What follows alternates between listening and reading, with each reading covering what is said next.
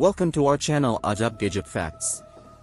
মর্গের রাত তখন 12টা পেরিয়ে গেছে।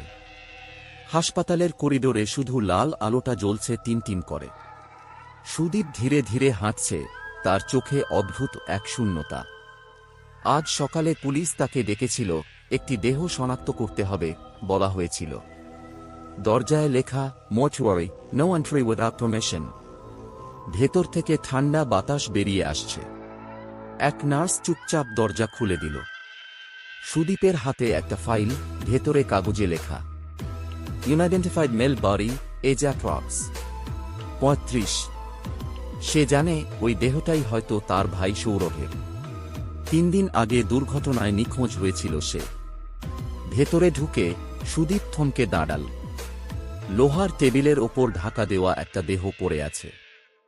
নার্স বলল, আপনি কি নিশ্চিত দেখতে চান?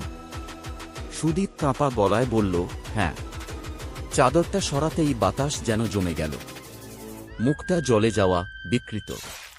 কিন্তু কানের ছোট দাগটা চিনে ফেলল সে, এটাই সৌরভ।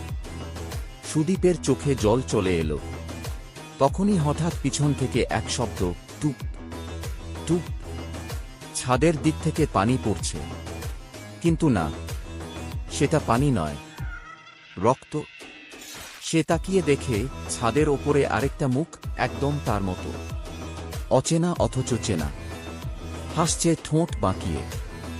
সুদীপ চিৎকার করে দরজার দিকে দৌড় দিল, কিন্তু দরজা বন্ধ। নার্স কোথাও নেই।